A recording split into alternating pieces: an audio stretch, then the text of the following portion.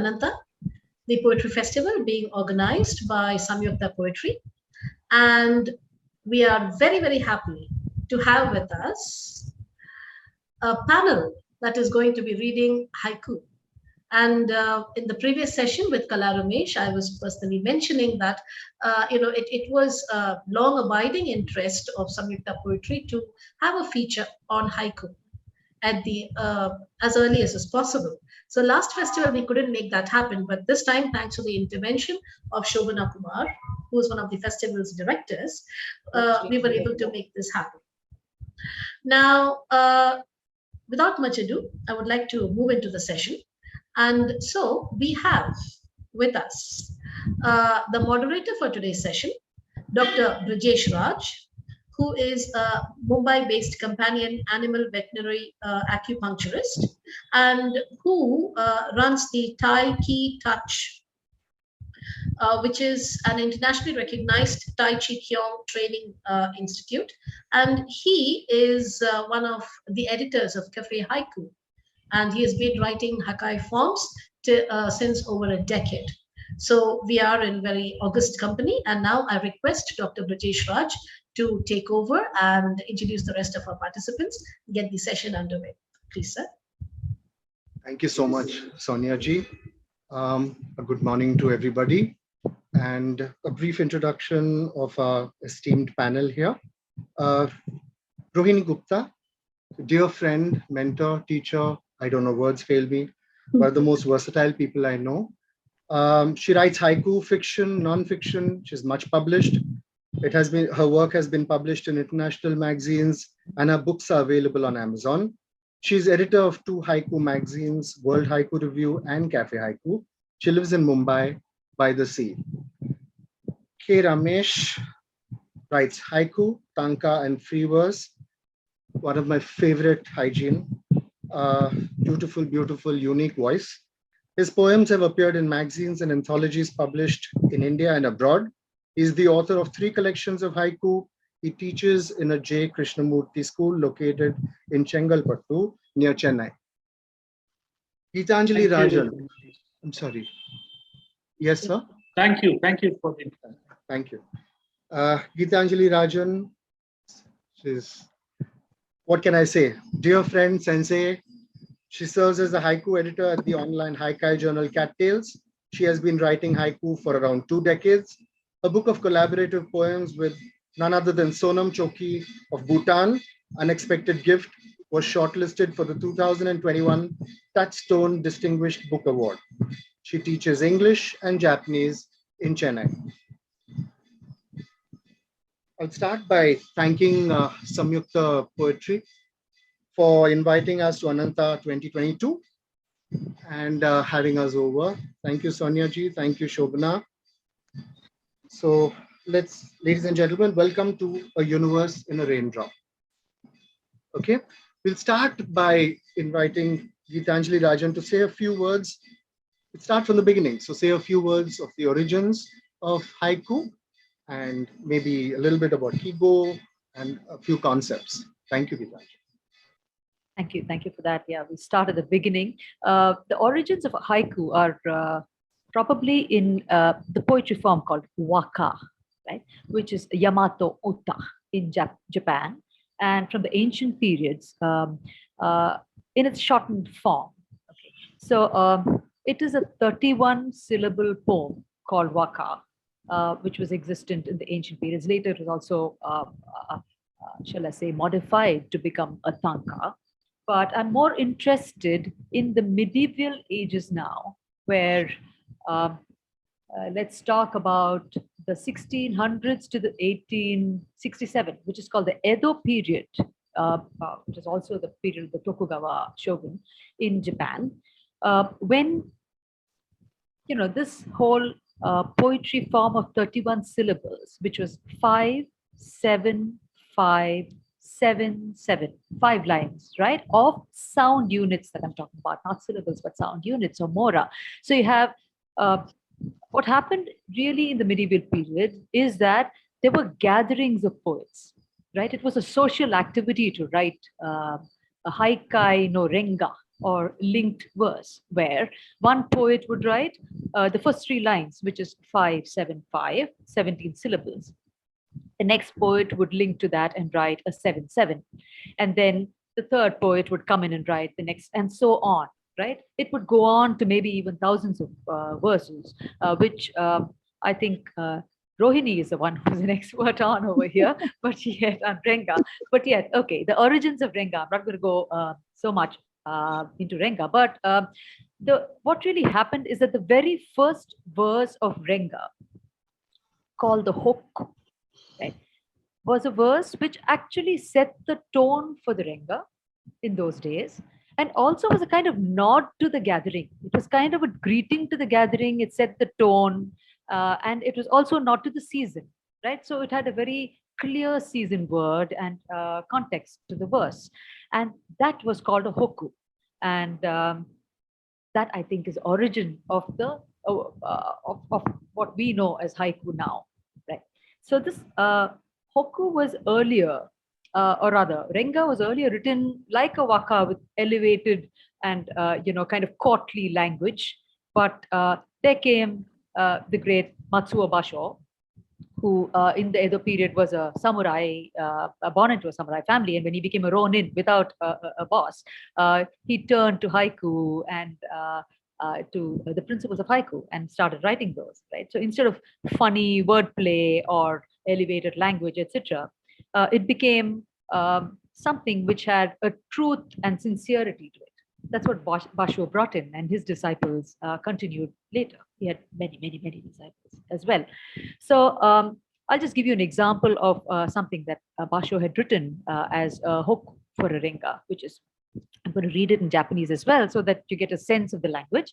It's Furyu no hajime ya oku no taue uta. So, okay, here it says beginnings of poetry, the rice planting songs of the interior, right? The interior is the interior of Japan that he's talking about. But as you can see, there's a lot more to the haiku than just talking about an interior, right? Okuno. So, yeah, so, well, here it went on as the first verse of a renga for a long time.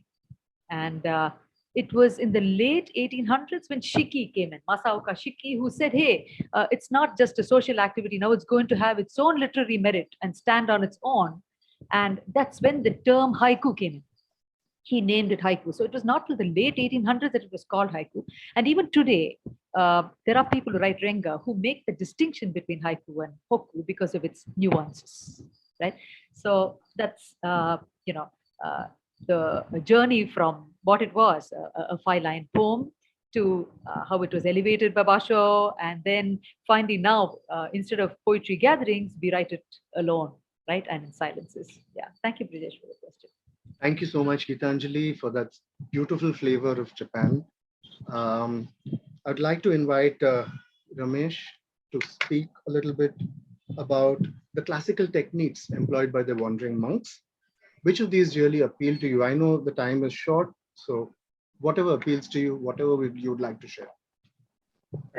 Thank you, Dr. Brijesh. Before talking about the techniques, I think as far as haiku is concerned, it's a way of living. I would look at it in that manner, because knowing the techniques, going through all the techniques of haiku and composing them is different from actually living the aesthetics of haiku and actually composing haiku. So that way, there is a big difference, because knowing the techniques do not mean that that one is actually a true haiku poet. Actually, living the aesthetics, which are common to many art forms of the Japanese art forms. So there are certain Japanese aesthetics which are common, and they are the ones which are used in different forms of poetry and genres of poetry. And so I think this kind of, to get a sense of this and to live this is more important than actually knowing the techniques and writing poems based on the techniques, because that's kind of limited. So what matters is the experience. Excuse me.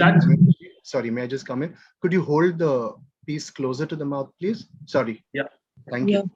So what matters is the sense, the deep sense we have of the aesthetic, the Japanese aesthetics, which makes a difference.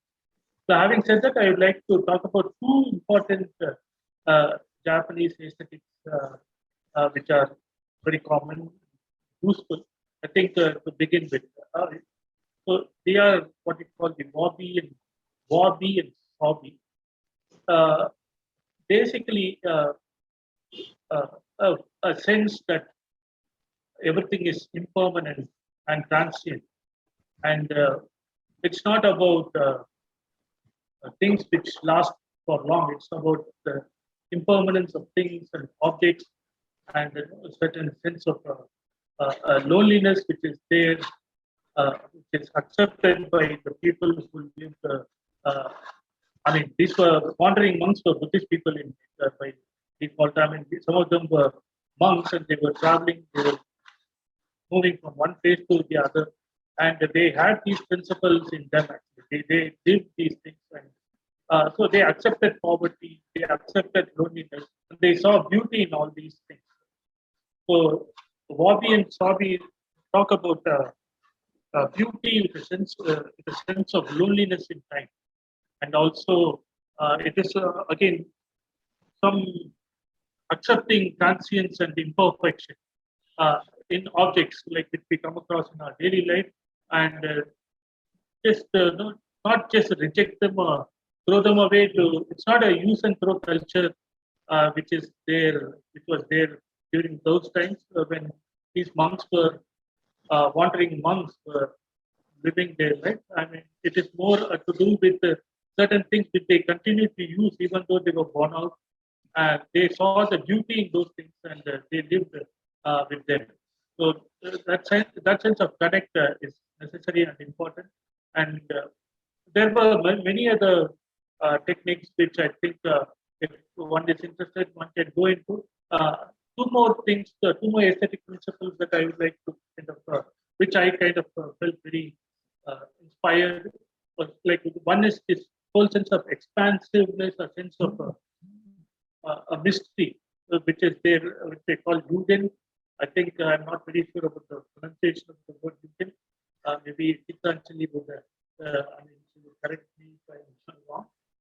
So, but this feeling, this sense of something mystery, is again very important aspect of haiku, and I think I personally feel it is important to kind of get a sense of this mystery in the word, in the poem, the haiku we compose, and that comes to probably through observation and being in touch with what is happening around us, and also all these techniques focus on one major thing in haiku, one that is to see the extraordinary in the ordinary.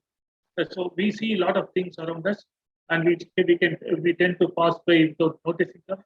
But when we pause and look at them, maybe we will see something extraordinary in the ordinary, and that makes a haiku. Because and in that there is the realization of something beautiful and something, and in that there is this what we call a sense of wonder and a aha moment, which is very important when we compose haiku.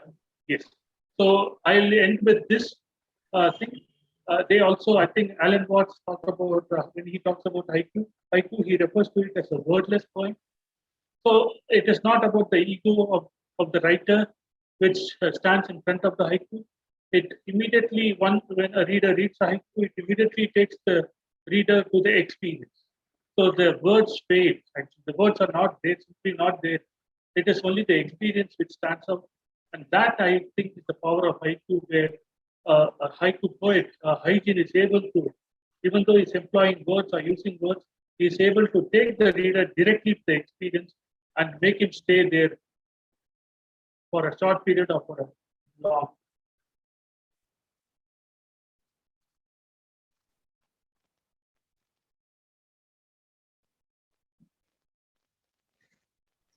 I was audible, right? Yes. Yes, it was better. Thank you. Would you like to read the few examples or later on Wabi Sabi that you have given, you have shared? Maybe right now we can go through it. Sure. So I'll just share screen, please. Yes.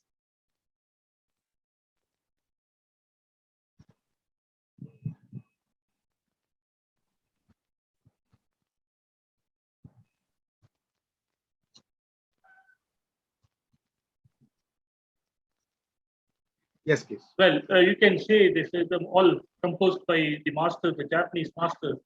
The first one, especially, along this path, there are no travelers, autumn evening. So that's the life, that's the way of life. You have to walk and you have to travel. You are moving from one shrine to another Buddhist shrine, and there are nobody around. I mean, I don't want to go into it to explain. I think the feel, the essence of this hobby and hobby, which I spoke about, no, it is there. Where no, you accept all these things and you keep move on. You keep moving on. So I find this particular haiku has the essence of this aesthetic element of hobby and hobby. Again, the next one, long winter night, I open the red cookie tin for needle and thread. Yeah, so there's a certain activity, and you know what time of the day, and the winter is mentioned. So again, a sense of accepted. You know, it's not like there is a sense of what you call. It, it gives you a sense of yes, this is fine. I mean, I am going to do something. I this is a long winter night, and this but so what? It's still I'm going to do something. I'm going to open. I am going to do some activity which I connect very easily. So again, this mood, the essence of what is haiku speaks or shares, I think it's connected to this sense of audience. And the transience of things it comes through very well in the third haiku. The fleeting moments, nothing is permanent. Even things change, and the only thing which is permanent is change. It keeps changing. Everything keeps changing. Yeah. So again,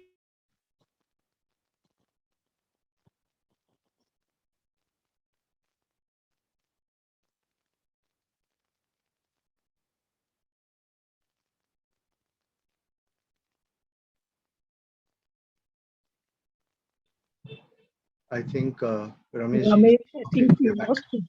I think we had lost Yeah, a yeah. few seconds. It's back. yeah, and finished. Okay. So thank you, Rameshji, for that beautiful introduction, flavorful introduction to the essence of haiku writing and haikai living. Really, what you said about the wandering monks living and experiencing and being the witness. It's so true. Ruiniji, what can I say? You've had such an amazing career already, and you're just taking off. So you started off as a mainstream poet with stalwarts like Nisimizical and many more, and then you suddenly decided that you were interested in becoming a hygiene as well and writing haikai forms. Tell us about that journey. Were there challenges? What impacted what? Was there an intermingling? How did it go? Okay. Yes, I studied poetry, and Nassim Ezekiel was my professor in university. So I had a very good grounding in poetry. And I came to haiku much later. I was doing poetry for a very long time. Haiku I came to about 15, 20 years ago. And I'll tell you how it happened, because I like to joke that a worm introduced me to haiku. Not an actual worm, Basho's worm. Because it was a Friday night, I had a weekend ahead. I'd read all my poetry websites. I was looking for something to read. And I came across this 3-line poem of Basho's worm. And it went something like this. I can't find the translation I read then, but it went something like this. The first line was moonlit night. So moonlit night, I'm thinking of a beautiful place, moon on the water, lovers, that kind of thing. The second line went into a worm silently, a worm. So now I'm thinking, what, moonlit night, and now I'm introduced to a worm. Where is this going?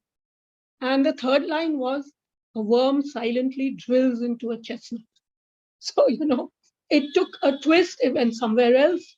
It's talking about a worm eating a chestnut and the certain implied violence in the worm eating the chestnut on this wonderful moonlit night. So by then I was hooked. I said, this little poem packs a punch. So I want to explore it some more. So I started exploring it over that weekend. I think I spent the entire weekend reading every haiku site I could come to. I made a list of all the haiku sites. I wrote down whatever I could. I started writing haiku. I'll tell you what is different from poetry to haiku. In poetry, we get a very stern training in language. Language counts. The whole thing of poetry is voice, how it sounds. Your ear is trained to listen to the sounds of language. And things like metaphors are very used. Alliteration is very important. Internal rhyme is very important. It's just as important as the content.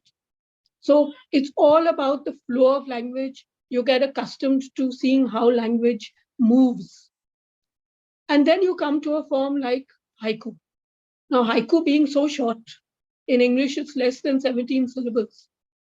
So being so short, there is no room for language as such. You have to cut out ders and ers and whatever to fit it into haiku. The thing with haiku is it's like looking through a telescope. It's a zoom lens. You're just looking at one particular moment. And that, I think, is the strength of haiku, that you cut out everything else. All the inessentials go. If you're writing a poem, there's no particular length, because poetry has moved from any fixed form to free form. There are no rhymes anymore. There are no lengths of poems. You can write anything you want, basically, as long as it's good poetry. But in haiku, you have this very fixed little form, and you have to cut everything out to put it into haiku, And it's difficult because you're talking about an authentic moment which you have been there, you have experienced, you have known, and then this entire moment, which obviously will consist of a lot of things, you have to put into 3 lines and you have to put into a haiku. So this is what initially makes it difficult. I find I can't write haiku and poetry at the same time, not even on the same day. So one day I'd write haiku, one day I'd write poetry, one day I'd switch to fiction or non-fiction or whatever. But I can't shift. I don't know if other people can. I can't. The mind shift is too great. If I want to write haiku, I'm focused on writing haiku because I'm focused on the image, the moment, the experience. And as Ramesh said, disappearing, vanishing into the experience. The title of this talk, The Universe in a Raindrop, that's it exactly. So it's that one tiny moment into which you try to disappear because you want the moment to speak for itself. And what a lot of beginners, at least in poetry, what they do is they try to overthink, over-intellectualize, justify explanations. In haiku, you don't have place for that. And that doesn't work anyway. It's the pure moment. You find something beautiful, you put it in a haiku, and you let the reader assume whatever they can from that very strong image or sensation. And I think that's what I liked about haiku, the very powerful impact it has, because it packs a real punch in one tiny little package. So poetry is much longer. Okay, Great. That's what I wanted to say. Yeah, thanks a lot, Ruini. Yeah, that is beautifully done. I would like to come back to K. Ramesh. So you have a very distinctive voice. Your poetry has a very, very distinctive voice. Almost tempted to say that the poetry that you've been writing in recent years, and you've published is almost exclusively chassé, in the moment, as if you're just a witness. And you make it look so easy. You make it look so simple, but I can promise you that it's anything but. So what do you do to kind of have that kind of, I know that you're the principal of a J. Krishnamurti school, you have a lot of internal work that you must have gone through in your journey to arrive at that stillness and silence, that inner silence, for you to be able to observe almost through a clear lens, almost like a photographer. So can you talk about that, please? what it entails, how you protect that space. So we need you to hold up the mouthpiece, please. Sorry, I'm sorry. I think I spend a lot of time outside, outdoors, and so especially before, so during the sunrise or sunset, I find myself walking around. So before writing haiku, I didn't have this habit of probably noticing things, and probably I was a person observant about certain things. When I was a boy also, I remember I would stand outside the sawmill and watch. I'm losing you, Ramesh. I can't hear you properly. No, Ramesh, 1 minute, Ramesh, when you're talking, you are also moving the mic and you're moving your face. It doesn't Right. synchronize. okay. Thank you. I think I will. Okay, so as a boy also, I would walk around and pause at some place to observe things. And sometimes I would get scoldings from my people because I was not going along with other people. I would be probably lingering or staying in some place. Others would have moved on. So this sense of looking at things, watching what is happening around was there even as a boy.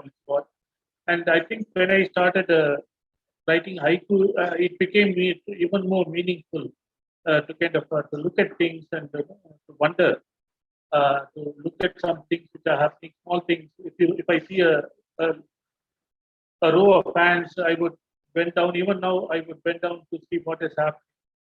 So these small occurrings which happen around, they pause, they make me stay. And many of my haiku are related to things which are like that, where it's all based on observation. When I come across something, I pause, I observe, and then get back home and I write. So I believe in experience.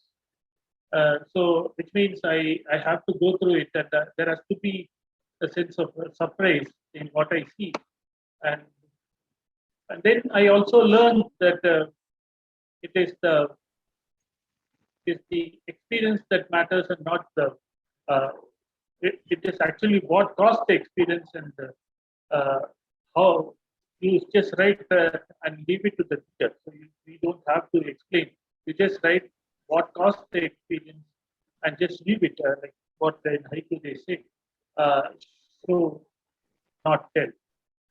So I can give you an example. I was in a river. I was walking in. It was early morning. I was in the river Kaveri.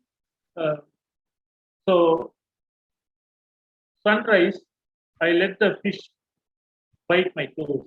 Sunrise, I let the fish bite my toes. As I was in the water, like just playing around with other people, with some other boys, we were there.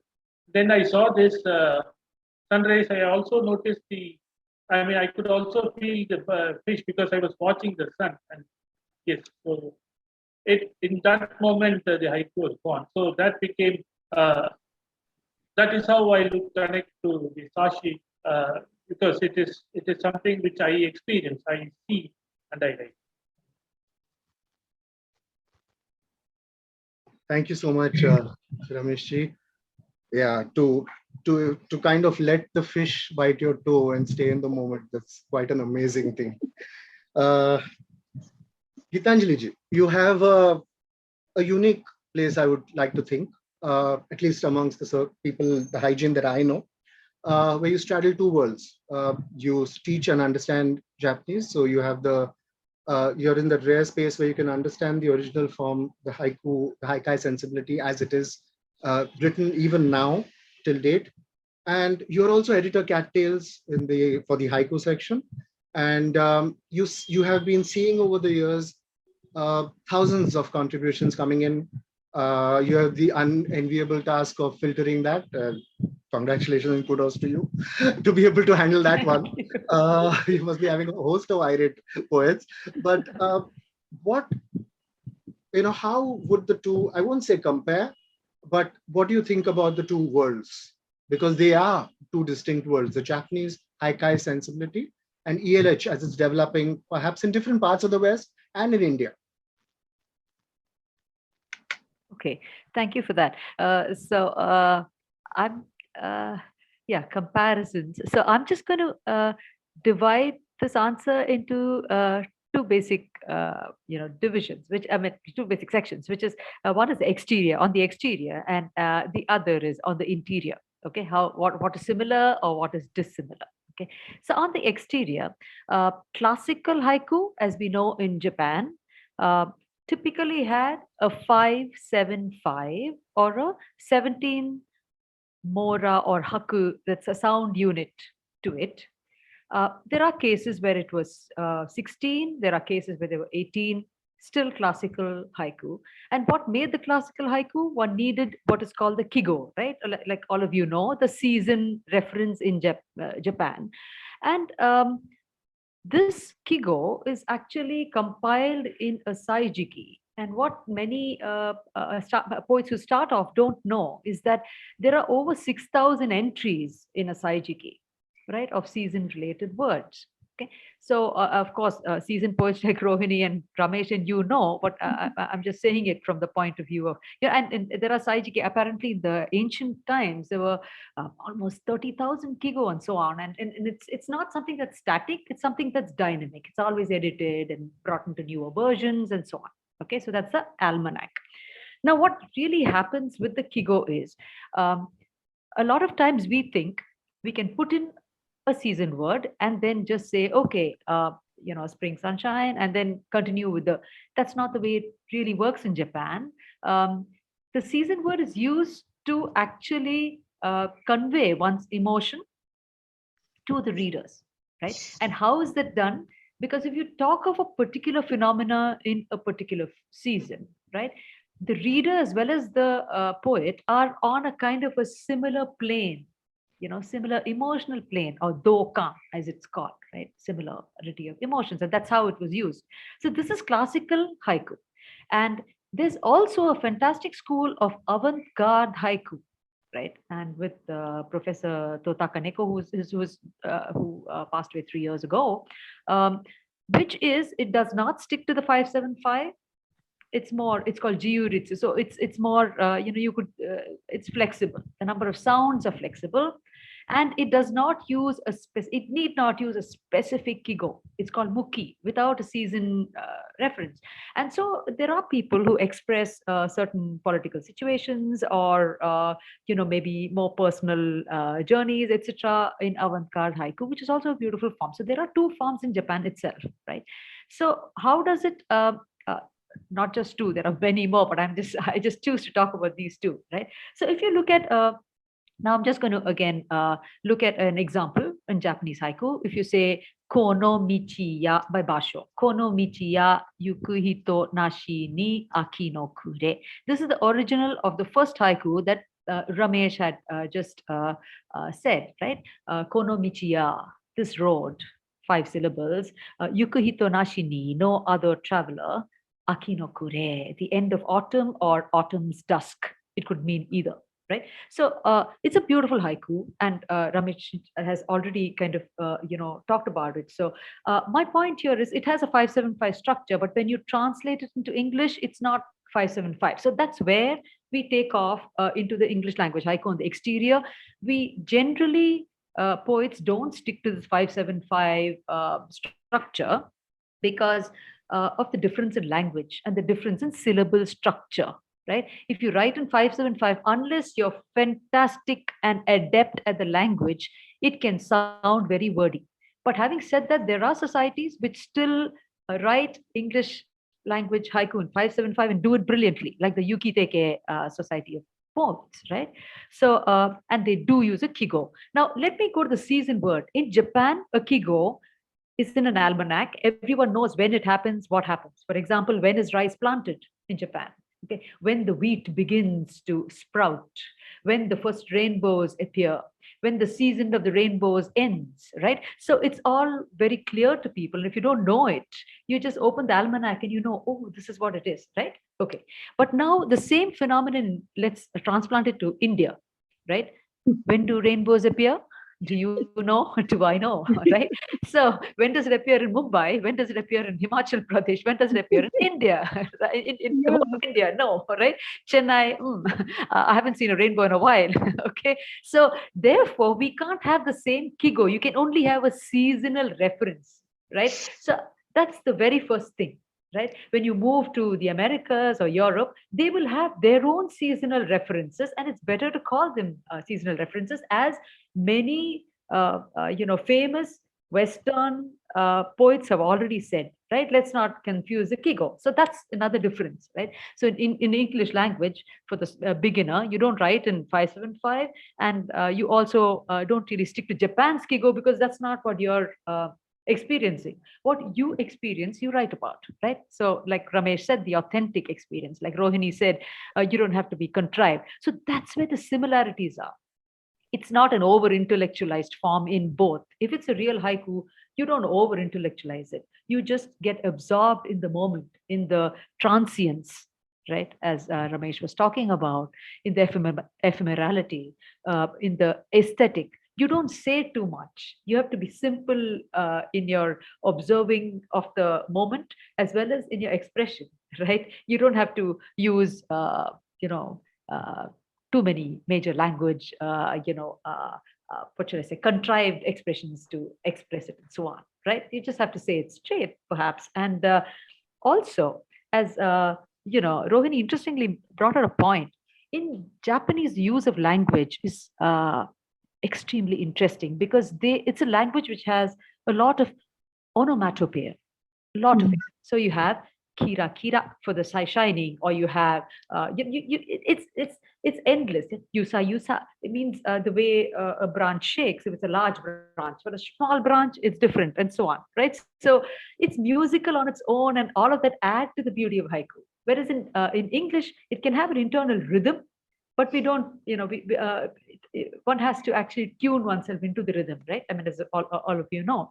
So I think that would be, again, so to just kind of to kind of conclude this little section on the comparison, I just want to quote a Professor Fukasawa Shinji. He's a classical literature researcher in Japan, and I remember having read from him. Just putting a seasoned word into a traffic safety slogan does not make it a haiku.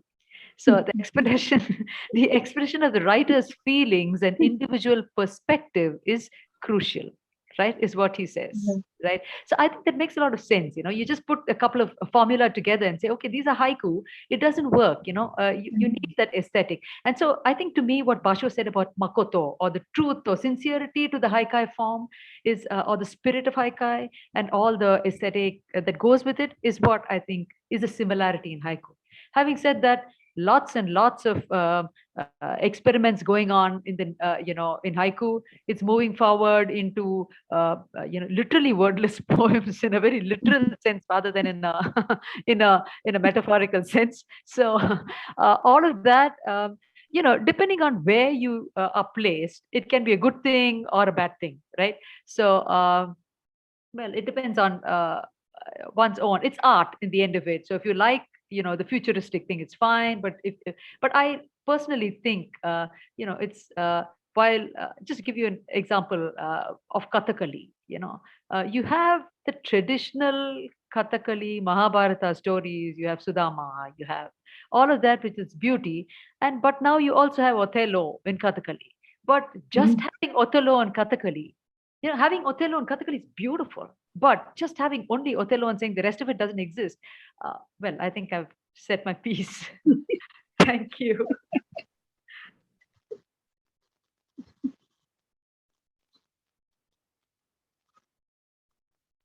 Thank you for that. It was beautiful. Rohini, back to you. You've been editor of the World Haiku Review for a while now. You carry that burden quite easily. And it's an interesting take on haikai sensibilities. It's a beautiful take by Susumu-san, where he divides ELH into 3 sections. And it's unique. That kind of thing is unique. So could you talk about that? Could you talk about the future of ELH, where it's going? Over the years, you've seen it morphing, metamorphosizing, evolving? What would you like to say? Yeah. Yes, World Haiku Review, I think, was at the forefront of English language haiku.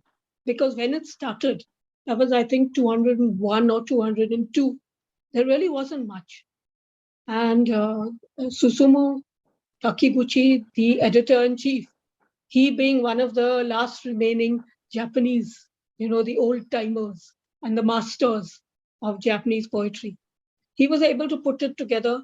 Even though he was a master of writing Japanese, he used this English language haiku as a base to bring it to a broader audience.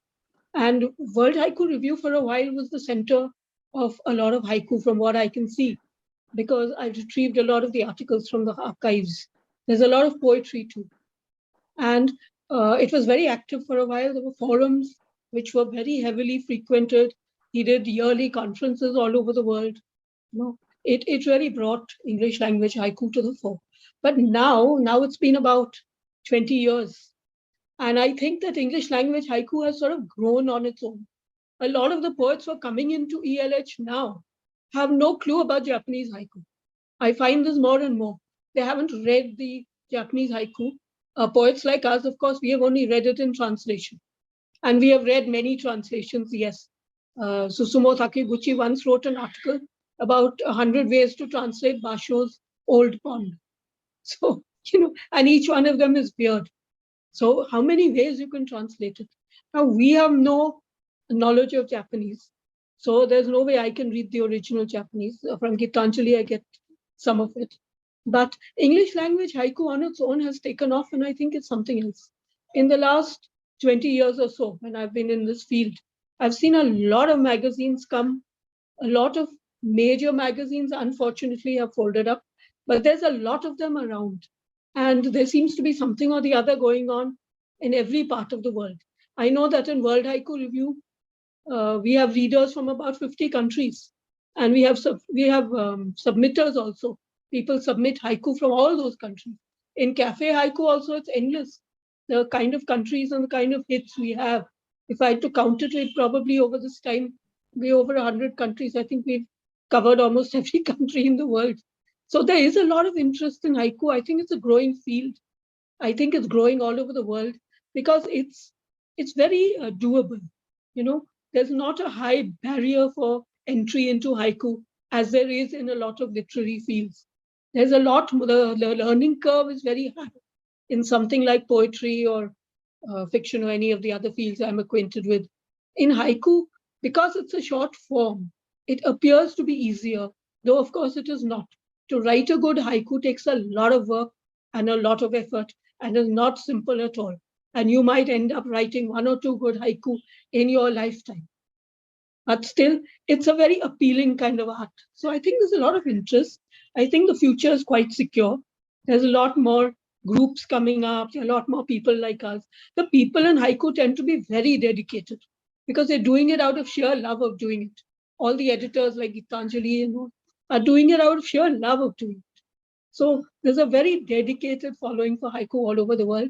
I think the future of English language haiku is really quite safe. Thanks, Richard.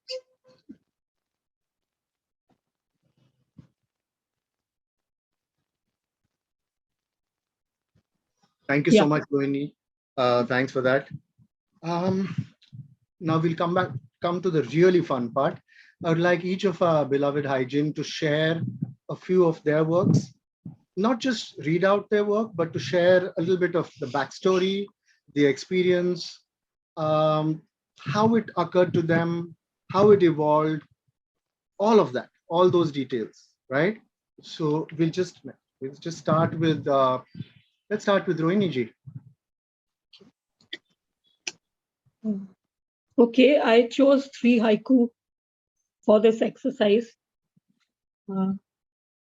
I'd like to tell you the story first before I come to the actual haiku. So this one was in Kumbhalgarh. Kumbhalgarh is an enormous fort in Rajasthan, I think one of the most beautiful. And it's a city in itself because within the fort walls, it's the second largest fort wall after the Great Wall of China. And within that wall itself, there are at least 200 temples, 300 temples and villages. So I was there on a bright, sunny morning.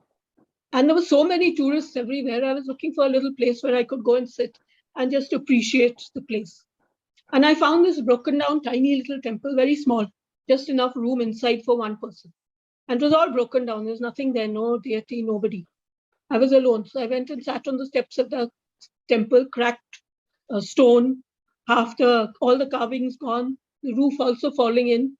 But it was very peaceful. I was sitting there very quietly and looking down at the valley of Kumbhalgarh and enjoying the scene. Then I realized there's a tree right next to me.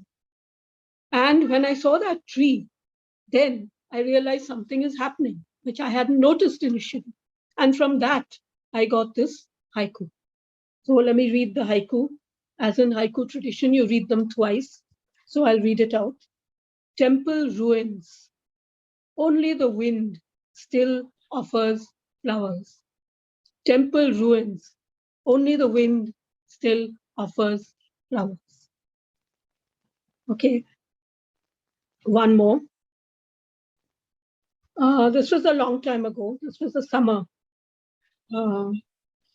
We were moving, my sister and I were moving from one city to another, and this was in the US.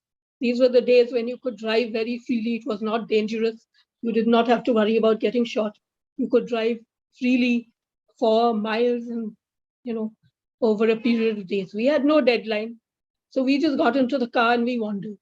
And we would take a map and find our way. And in the evening, we would look for a motel where we could stay. And it was a really lovely trip. That carefree feeling of just wandering, of just going, looking at the map, deciding where to go. People suggest things. You interact with the locals. You just wander. Somebody says something's nice. You go see it. So I wanted to encapsulate that feeling, that carefreeness into a haiku. And I think it took me years to do that. But I think this haiku has some of it in it. So here's the haiku. Summer road, the freedom of not knowing where you are going. Summer road, the freedom of not knowing where you are going. I have one more. And this one is in South India. We were driving in South India and we'd stopped at a chai shop. And I was walking around and looking at all the little stalls and everything around there. And there was one small temple, very tiny, again a temple, but very cute. And what was unusual about this temple was a small brick thing painted in different colors, I think blue and green and orange and whatever. But what was different was that the door was open. Usually there's a grill door, and after the pujari does his puja, the door is shut. So this door was open. So I went and peeked in to see what was it. The inside of the temple was quite dark. There were a couple of diyas lit, and there was the color of flowers because there were a lot of offerings over there. And I was looking at the flowers, and then I saw something moving. And then I realized why that temple door was open. And this was the haiku I wrote. Sleeping on the marigold offerings, the temple cat. Sleeping on the marigold offerings, the temple cat. And I have to say that cat probably had the most luxurious bed in the world. I don't think anyone can match it. Thank you so much, Ruiniji. Okay, we'll go to Gitanjali. Thank you, Brajesh. Thank you. So I have a few haiku as well to read. And the first one, I live in Chennai where we have good rain only in October and November. And a lot of it is from cyclones. And so it's kind of become a way of life where you have a lot of destruction and then we rebuild. So my haiku came from that. Last night's storm, mother sweeps away the broken nest. Last night's storm, mother sweeps away the broken nest. So I'm not going to explain it because if you want to see layers in it, I think you probably would. So I'll just leave it open without too much of explanation. The second haiku is a favorite of mine. That's why I've included it because I have a grandmother and the whole who was hard of hearing, and the whole family was kind of trying to convince her to get a hearing aid, and it was a battle which was long and difficult. And finally, her son won the battle, and so she got a hearing aid. And this is what happened: hearing aid, grandma now complains about the squirrels. Hearing aid, grandma now complains about the squirrels. So I come from Kerala, and I grew up a little bit in agrarian part of Kerala with a lot of paddy. So my grandparents used to tell me that in their time, most payments were not in cash, but in perhaps rice at the end of the day. So from that, a hand full of rice at the end of day, a hand full of rice at the end of day, harvest moon. So harvest moon is the moon in September, so October. So I've kind of equated that to the moon during Onam, the harvest festival, where some of us just have a handful of rice. Okay, the next one that I'm reading, Storm Surge, is favorite because I actually wrote it in Japanese. This is the only haiku that worked, I think, for me when I write in Japanese. It's very rare that I write it, so I'm just going to read that as well, just for the sounds. Takashio ya tori no ko sareta tori no koe. Takashio ya tori no ko sareta tori no koe. So that's storm surge, the voices of birds left behind. This is from a rather unfortunate incident of the tsunami in South India, which caused a lot of destruction. But yeah, so this came out of that experience. And the last one is, again, retirement home. Mist smudges out a mountain peak. Retirement home. Mist smudges out a mountain peak. This again was based in the Nilgiris, where I spent a lot of my life. So yeah, thanks so much, Brijesh. Thank you so much. Beautiful, yeah. Thank you for sharing. So poignant. Thank you. Rameshji, just, oh boy. Okay, I'm sorry. I think I missed a slide. Rameshji, could you read from your work, please? Yeah.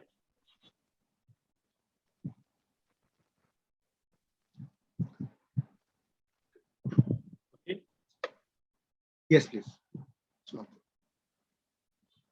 Right. So yeah, I'll read the haiku first and then talk about it. A starlit sky. I touch a turtle before it enters. Starlit sky. I touch a turtle before it enters. So this is a real experience. Like I used to go for a turtle walk in Chennai on the Besant Nagar. We start from the Besant Nagar beach and we keep walking. So one of the trips when I made, I happened to experience this. This mother turtle came from the heart. It was making it made all the eggs, and it was going back. So it was a magical moment. Starlit sky, this ancient animal coming to the beach to lay eggs, just not bothered about the people who were standing around and watching. Just went on with its business of laying the eggs. Covered it. It took almost 2 hours for the turtle to do that. And then it was just going back. That moment I felt an urge in me to touch it. So I went after it, and just before it entered the ocean, the water, I actually touched it. I felt like, well, there were goosebumps because it was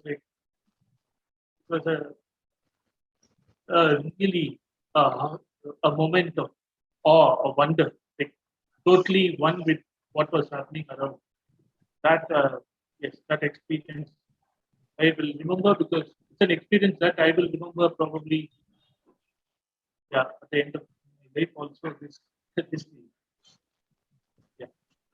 So The next haiku is about something which I happened to notice in my house as a boy for many afternoons. And after watching, probably it got this image, this scene got probably sunk into my system somewhere, I think, sometime. And then it came out as a haiku. Summer afternoon, the pail with rope rests on the rim of the bed. Summer afternoon, the pail with rope rests on the rim of the bed. So we had a well, and morning very busy. People would pour water from the well, and a lot of activities. But in the afternoon, everybody goes to sleep. Every family is inside and sleeping. And those days, the TV was not there, so there was a lot of silence around.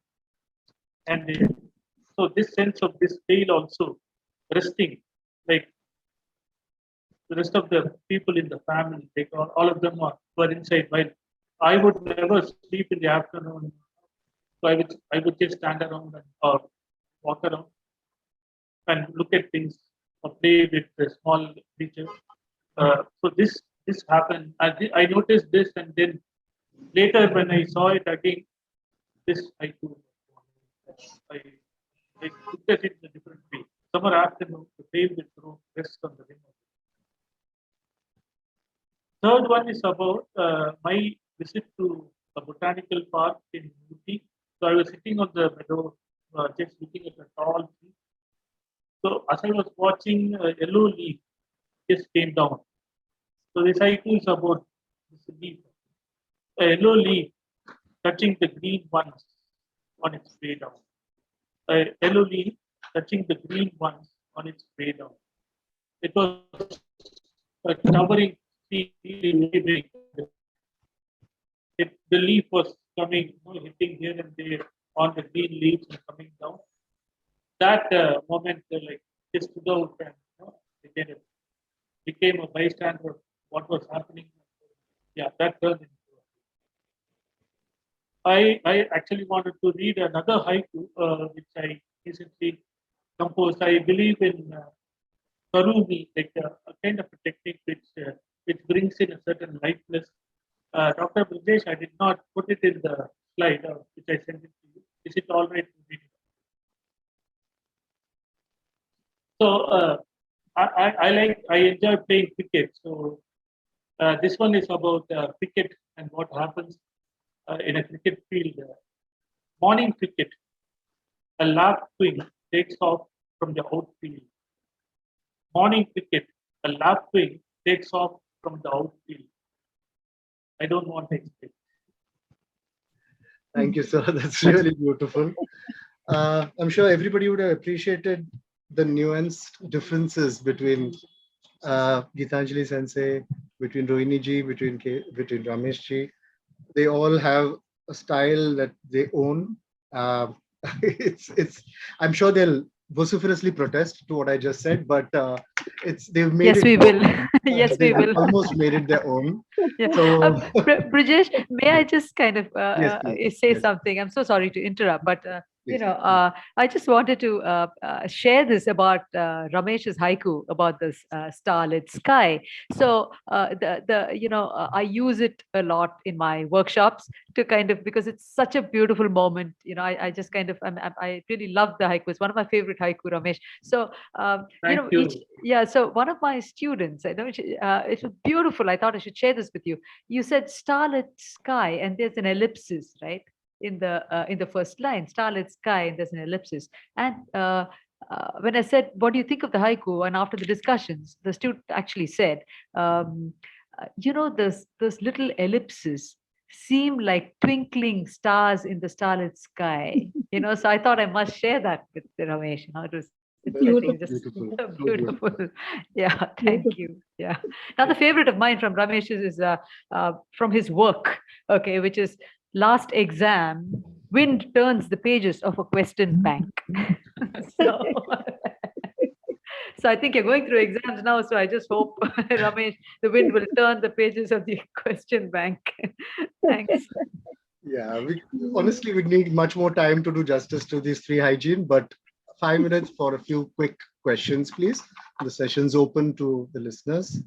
If you would like to ask any questions, please.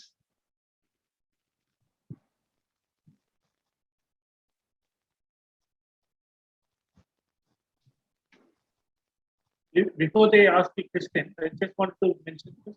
I think there was a time when we all met and I missed that because COVID has taken away all. I hope we'll meet again in some forum, spend time talking about it. Absolutely, absolutely. We will work something out.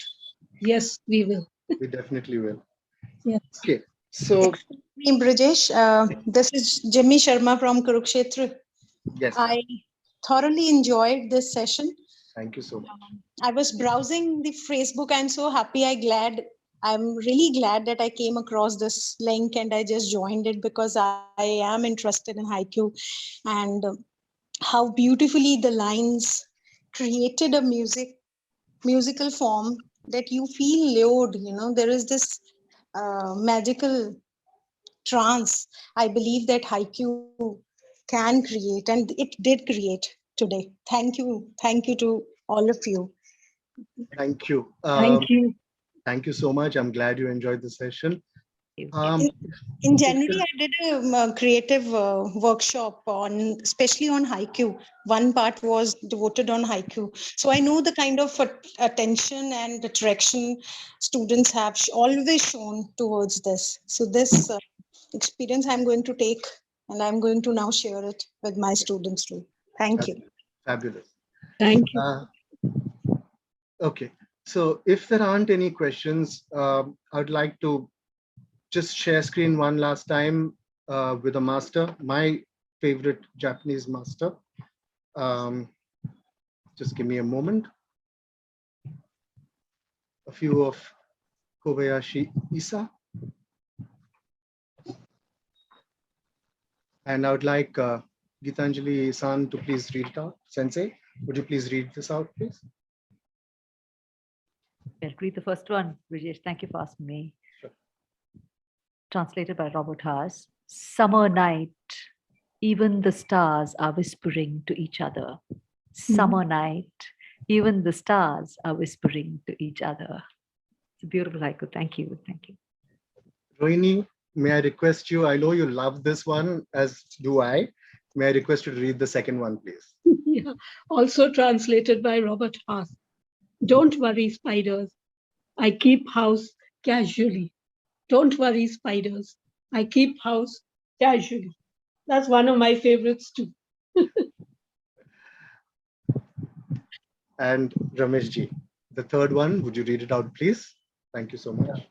Kind of an experience which probably I had when I took them to the riverbed and just went sliding down the mud. The snow is melting and the village is flooded with symbols. The snow is melting. The village is flooded with symbols. Translated by Robert. Oh yeah, may I just read recite rather the Japanese of this as well? Yes, please. Yes, Yes, please do. Yuki tokete mura ippai no kodomo kana? Yuki tokete mura ippai no kodomo kana? So thank you. That's a favorite of mine as well. Yeah. lovely. And I'm sure you've inspired a lot of people to kind of want to learn Japanese now, because it's so much more beautiful in the original. It's so much more beautiful in the original. Thank you so much. I think we can call this a wrap. Thank you, Samyukta Poetry. Thank you, Soumya Nair, Samyukta Poetry. Shobhana, Thank you. Kumar, Thank you, Dr. for the Brijesh. panelists, Rohini, Rameshi, Gitanjali-san. Thank you to all our participants. Thank you for making this a memorable morning. Thank you, Brajesh. Thank you. all. Thank you so much. Thank you, Thank you for having Samyukta us Poetry, for Back to arranging Samyukta. this. Yeah. Thank you, Brijesh, for Thank putting you. it all together. Thank you. Yeah. Thank you. Thank you, Dr. Pleasure, Brijesh. sir. Thank you. Over to Sonia ji. Okay, I think that's it. I think we call it a wrap. end it. Thank you. Yes. Yeah. Okay. Bye-bye. Bye.